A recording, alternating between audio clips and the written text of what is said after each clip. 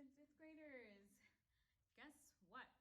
You are at the very end of the tunnel. You are done after today with English, and I am so proud of the hard work that you've displayed these past few weeks, months. Feels like more than just 2 months, but I think it's been, let's see, all of April, half of May, so about 2 months. That you've been working from home, and a lot of you working very diligently, watching the videos and doing the work here as a class, and as independently there at home. So very good job. I'm proud of you. To say I'm proud of you is almost like an understatement, because I know that, as I look at some of your papers, I know some of you are working really hard, and you have worked really hard. It's been a different year. It's been, something that has been different for both you and myself as well. And of course, I didn't want English or any other subject to end this way. I didn't want us to, I wanted to celebrate here as a class, but the Lord knows why. I have to keep telling myself that and reminding myself that as I, teach these lessons. But I have missed you, and I will miss you. Of course, I didn't really get to say a goodbye to you this year. But just know this: I've seen some of you come in, and some of you that have given me some gifts for, I had one student come in and give me some diapers and some clothes for our baby girl, and I feel very loved by each one of you, and I don't take, I feel your love, and I feel like God has shown me his love through you, and I really do appreciate that. And from the bottom of my heart, I will miss you.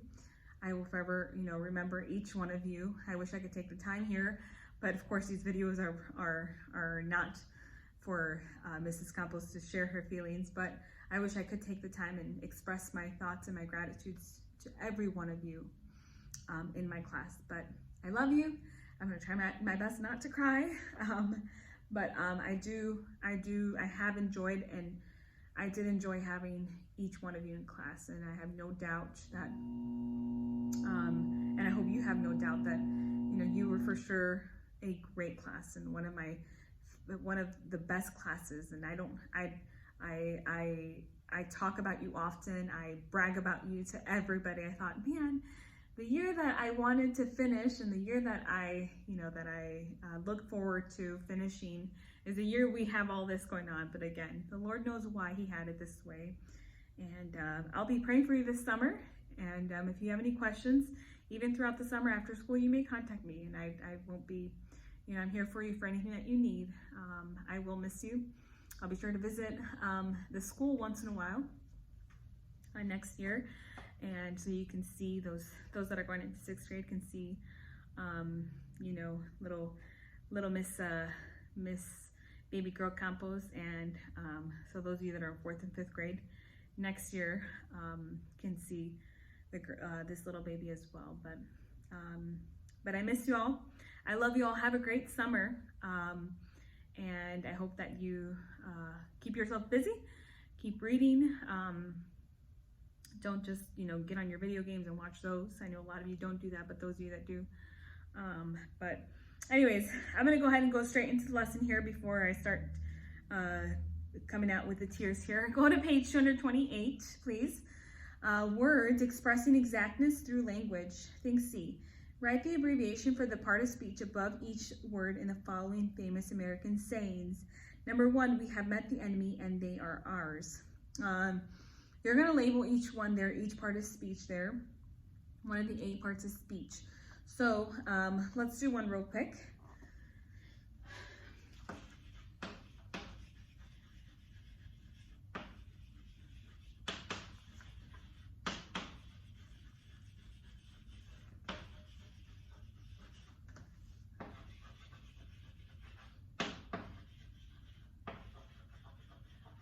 All right, what is my, any prepositions here?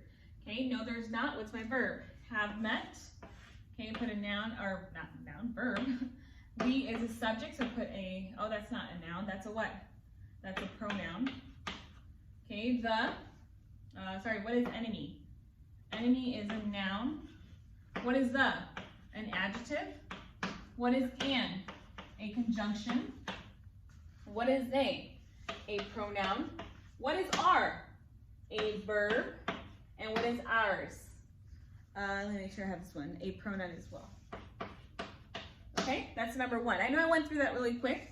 I can do it quickly in my head just because I know the parts of speech already, and I hope that you do too. That's my wish, my desire, that at the end of this year, you already knew those all. So knew all those parts of speech. Numbers 2 through 5 you can do on your own. Write D, write a proper noun for each of the following common nouns. Give me a proper noun for teacher. Oh, this is really simple. You can just put my name, Mrs. Campos, alrighty? Give a proper noun for car, any kind of car that you like. Your make and model, your parents make or model, whichever they, or maybe your favorite car. Okay, make sure that you capitalize these proper nouns, however. So you're gonna finish right D there. Think E. Identify each underlined modifier by writing ADJ or ADV above each word. So let's look there. The prodigal son arrogantly demanded his rightful inheritance. Okay, prodigal is modifying what? Is it an adjective or an adverb? It is an adjective modifying what? Son. Okay, son is a noun. And what kind of son was he? The prodigal son. Okay, arrogantly is modifying what? Arrogantly is modifying the verb demanded. So if a word modifies a verb, it is a what? Adverb. So put ADV above that. You're going to finish numbers 2 through 5, and let's go straight into Think F. Place parentheses around each prepositional phrase in the following sentences. Number 1, our dog likes sleeping inside the house, but father wants King kept outside. What prepositional phrase do you see there? Okay, start the parentheses at inside and the house. Inside the house should have parentheses right in there, and you're going to write the object of the preposition there. What is the object of the preposition? Okay, the object of that preposition is house. Remember, it's a noun, so it's house. And then you'll finish numbers 2 through 10 on your own as well. If I'm going too fast here, let me know, and I can definitely help you if you have any questions. Think G. Choose the appropriate conjunction for each of the following sentences and write it in the blank. Lead us to victory and or to death. Which one would you put? Okay, the word or, so you're going to finish that. Notice that there's a part of speech for each section there, okay? Think H. Write a noun in the blank. Finish the rest 2 to 5. Think H. Write noun in the blank if the italicized word is a noun. Or write verb in the blank if it is a verb. Number 1, I work hard at my studies. Okay, what is the word work there? Is it a verb or a noun? It's a verb. Okay, it's something that you do, work hard. Okay, so write verb in the blank. Number 2, my work for tomorrow is on the table. What about that work? Okay, that work is not a verb. That is a noun. Okay, it's a thing. Number 3, step up to the microphone. Step there is being used as a what? A verb, not a noun. Then the next one, the porch step is broken. Step is a thing there, so you're going to write it as a noun for number 4. You're going to finish numbers 5 through 14, then turn the page to page 230. You're going to finish off English with a grand slam, alrighty? Reviewing capitalization and punctuation. Think, on notebook paper, rewrite the following story. Putting it in the nouns that are needed to complete the story. Capitalize any proper nouns that you add, put any punctuation marks that are needed. So what you're going to do there is you're going to capitalize any proper nouns that you need to, or that you add if you're going to correct that story. So number 1, let's look there. Last blank. Number 1 is season. Okay, what season do you want to put there? Okay, think through. Last, fall, summer, spring, winter. Okay, my friend, and put your friend's name. A girl's first name, okay? Any girl's first name. And put her last name, number 3. Girl's last name. My friend, so-and-so Smith. Whatever you want to put there, okay? Talk to, number 4, a name of an uncle. Any name of your uncles, alrighty? My mother's brother who was visiting us. By the way, in that part there, my mother's brother who was visiting us, you need a comma between mothers, between R and S there in mothers, and then a period at the end, visiting us. He finished writing the book in, and put a name of the month, in May, June, whatever month, whatever floats your boat. About, and write about a kind of farm animal. You can write the hen. He wrote a book about a hen. And then the title of his book, make your own title. Any title you want. Since, number 8, same name as two, number 2. Since so-and-so wanted to know more about number 6. Let's see, number 6. A kind of hens. She asked, go back to number 4, the name of the uncle, many questions. He invited her to her and me to visit his farm near a city, a state, and after 13, a holiday. Any holiday you want. Does that make sense? So you're going to finish that with a grand slam, and you're going to finish that paper. Make sure you finish that all the way through, all the way at the very end of that lesson on page 230, okay? Well, we are at the very end of the school year. We're done. Today is Wednesday. Tomorrow you don't have any work left.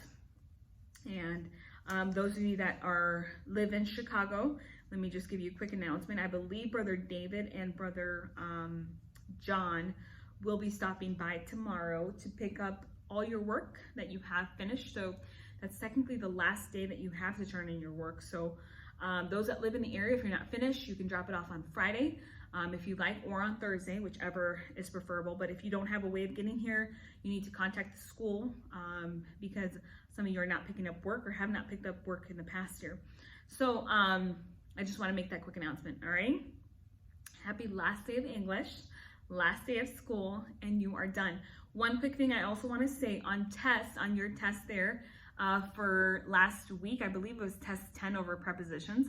I want you to finish, if you can today, finish that part of the dictionary. I believe it was Roman numeral 4 about dictionaries where I told you to stop.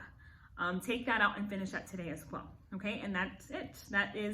That concludes English class for the year 2019 to 2020, and you are done. Give yourself a pat on the back, 4th and 5th graders. You've done an excellent job. You are now grammar junkies, and you are experts in the English language. Make sure we use language wisely as God would like us to use language, and He's given us that wonderful gift of language. So it was a pleasure teaching you this year. It was my honor to teach you in this class, and I will forever remember you and forever cherish these precious times. Please don't stop, saying hi to me during the, if you're at church, or if you simply just want to say hi, just say hi to me, alrighty? But I miss you. Love you all very much, very, very much, alrighty? Have a great rest of your summer, and happy summer to you. Bye-bye.